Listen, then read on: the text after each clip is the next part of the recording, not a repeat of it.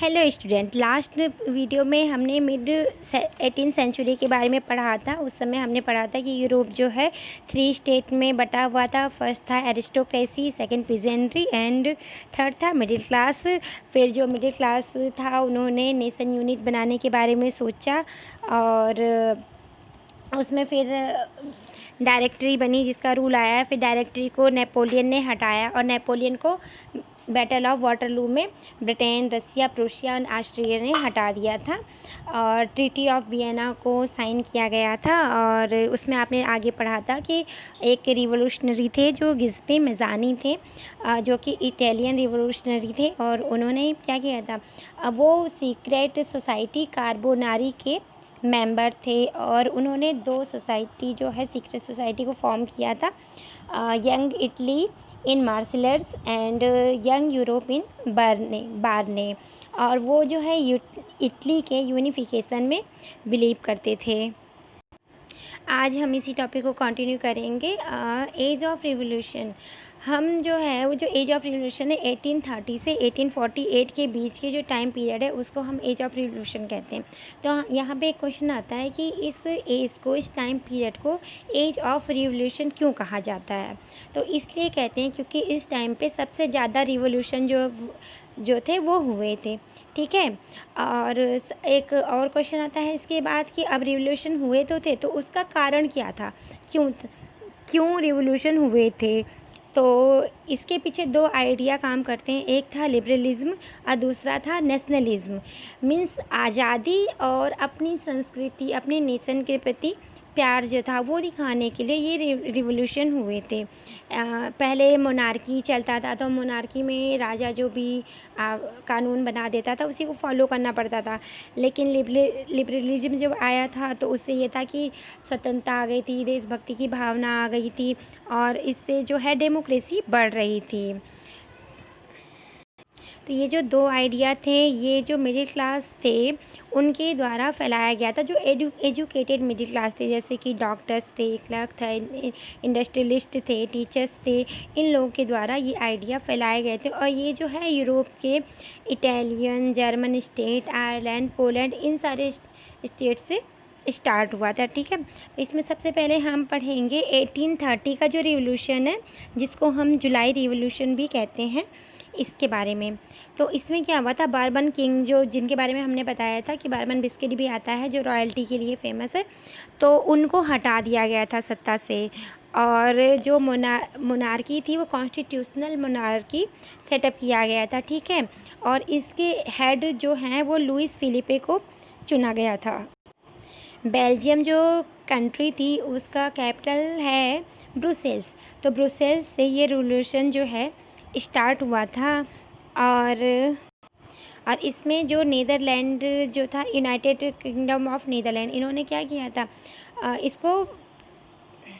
इसको लिबर्टी मिल गई थी और जिससे क्या था, बेल्जियम जो है वो ब्रेकिंग अवे हो गया था। ठीक है। तो ये था 1830 में जुलाई रिवोल्यूशन। और सेकंड रिवोल्यूशन है ग्रीक रिवोल्यूशन। ठीक है। तो ये जो है अंडर ऑटोमन एम्पायर के था और इसमें क्या हुआ, ये जो है 1821 में ये जो है लिबर्टी के लिए, इंडिपेंडेंस के लिए स्ट्रगल स्टार्ट हुआ था। और ये जो वेस्टर्न यूरोपियन कंट्रीज़ थे इनसे ना हेल्प मिली थी। इसमें जो पोएट थे, आर्टिस्ट थे, अब आप कहेंगे कि पोएट और आर्टिस्ट कैसे हेल्प करते हैं, तो इन्होंने अपने जो बनाया था फिगर वगैरह, आर्ट वगैरह, पेंटिंग वगैरह जो बनाते थे उनसे। अब पोएट जो हैं ये देशभक्ति गाने लिख के, कविताएँ लिख करके इस तरह से जो लोगों के मन में नेशनलिज्म थे उसकी भावना इंक्रीज़ कर रहे थे, तो इस तरह से उन्होंने हेल्प की थी। और 1832 में ट्रीटी ऑफ कॉन्स्टेंटिनोपल जो है वो साइन किया गया था। अब यहाँ पे एक क्वेश्चन आता है कि जो नेशनलिज्म की भावना थी, जो देश प्रेम की, राष्ट्र प्रेम की भावना थी, इसकी फीलिंग कहाँ से आए। ठीक है। तो ये सोचा गया था कि जो यूरोपियन थे उन्होंने सोचा कि हमारा जो कल्चर है, हमारा जो ट्रेडिशन है, इससे ये भावना जगाई जा सकती है। तो इसमें एक टर्म आता है रोमांटिसिज्म। ठीक है। तो हम आगे इसके बारे में पढ़ते हैं, रोमांटिसिज्म है क्या। तो इसमें क्या है, the cultural movement of develop particular form of nationalism sentiment, means nationalist sentiment को बढ़ाने के लिए, ठीक है। तो जो कल्चरल मूवमेंट होते हैं जैसे कि फोक सॉन्ग हुआ, फोक डांस हुआ, प्लेज हुआ, पोएम हुए, इन सब से लोगों के प्रति, जो देश के लोग हैं उनके प्रति, उनके मन में राष्ट्र के प्रति जो है देश प्रेम की भावना पैदा करना, ठीक है। तो एक जर्मन फिलोसफर थे जोहान गॉटफ्रायड, इनका नाम था जोहान गॉटफ्रायड। ये 1 नंबर का क्वेश्चन ज़रूर आता है एग्ज़ाम में। तो इन्होंने सोचा कि जो फोक डांस है, फोक सॉन्ग है, पोइट्री है, ये जो सारी चीज़ें हैं ये क्या कहती हैं, नेशनलिज्म फीलिंग जो है वो राष्ट्र के प्रति जो प्यार की भावना है वो पैदा की जा सकती है। अब एंड ऑफ 18th सेंचुरी में क्या हुआ, जो ग्रेट पावर थे जैसे रसिया, प्रूशिया, ऑस्ट्रिया, ये सब क्या हुए, ये पोलैंड से अलग हुए। और जो रसिया था वो जो क्या पोलैंड के ऊपर राज करना शुरू कर दिया था, ठीक है। अब इन्होंने क्या, रसिया ने सबसे पहले क्या किया पोलैंड के ऊपर राज किया, और सबसे पहले वो पोलैंड में पॉलिश लैंग्वेज, वहाँ की जो लैंग्वेज थी वो हटाई सबसे पहले, वहाँ पे रसियन लैंग्वेज ले आए वो लोग। और 1831 में जो है पोलैंड ने रसिया के अगेंस्ट आवाज़ उठाई, उनसे युद्ध किया, लेकिन फिर भी वो हार गए। कौन हारा, रसिया एंड पोलैंड के युद्ध में पोलैंड जो है वो रसिया से हार गया था। 1830 में, पहले हमारा फर्स्ट टॉपिक अभी था रोमांटिसिज्म, ठीक है। और सेकंड जो है हमारा ये क्या है, hunger, hardship and popular revolt, ठीक है। तो इसमें 1830 जो है वो सबसे बुरा दौर था इकोनॉमी का, ठीक है। इसमें क्या था, पॉपुलेशन बहुत तेज़ी से बढ़ गई थी, और माइग्रेशन, जो रूरल एरिया के लोग थे वो अपने कमाने खाने के लिए सिटीज़ में आ गए थे, मतलब माइग्रेशन हुआ था। और जो इंग्लैंड में मशीनों से चीज़ें बन रही थी जैसे कपड़े वगैरह, तो उससे क्या हो रहा था, तो मशीनों से बनी चीज़ सस्ती होती है क्योंकि वो कम टाइम में ज़्यादा अमाउंट में बन जाती हैं, तो इसलिए वो सस्ती थी। और ऐसे जो व्यूवर थे जो बनाते थे विलेजर्स, तो उनको ज़्यादा टाइम में कम चीज़ बना पाते थे, ऊपर से उनमें फिनिशिंग भी नहीं थी, तो इसलिए उनका जो था वो सामान महंगा, उनके कपड़े वगैरह महंगे हो गए थे। तो इससे क्या हो गया था, लोग जो है वो इंग्लैंड से जो बनी हुई चीज़ें थी वो सस्ती होने के साथ साथ स्मूथ भी थी, अच्छी थी, लोग वो परचेज़ करते थे। तो ये बहुत प्रॉब्लम, एक बड़ी प्रॉब्लम हो गई थी। और 1848 में क्या हुआ था, खाना जो था वो कम हो गया था, इन जो पॉपुलेशन थी बहुत ज़्यादा बढ़ गई थी, तो क्या हुआ था, फूड का शॉर्टेज हो गया था, खाने की कमी हो गई थी। और क्या हुआ था, जो कि मशीनों से चीज़ें होने लगी थी, काम होने लगा था, इंडस्ट्री शुरू हो गई थी, तो क्या हो गया था, तो अनएम्प्लॉयमेंट हो गया था, बेरोज़गारी शुरू हो गई थी, बढ़ गई थी, क्योंकि पहले सारा काम हाथ से होता था तो ज़्यादा लोगों की ज़रूरत पड़ती थी, अब काम मशीनों से होने लगा था, तो धीरे धीरे बेरोज़गारी बढ़ने लगी थी, चूँकि पॉपुलेशन भी बढ़ रहा था, तो लोग बढ़ ही गए थे, तो ज़्यादा लोग, यानी कि ज़्यादा काम चाहिए, लेकिन काम था नहीं।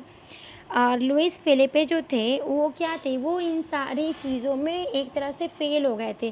पॉपुलेशन ज़्यादा हो गई थी, शॉर्टेज हो गई थी फूड की, वीवर्स को काम नहीं मिल रहा था, और सस्ता सामान इंग्लैंड से आ रहा था, इंपोर्ट किया जा रहा था, तो और बैड इकोनॉमी, इन सारे जो था कंडीशन, इसको मान लिया गया था कि लुइस फिलिपे इसको कंट्रोल नहीं कर पा रहे, तो उनको हटा दिया गया था, ठीक है।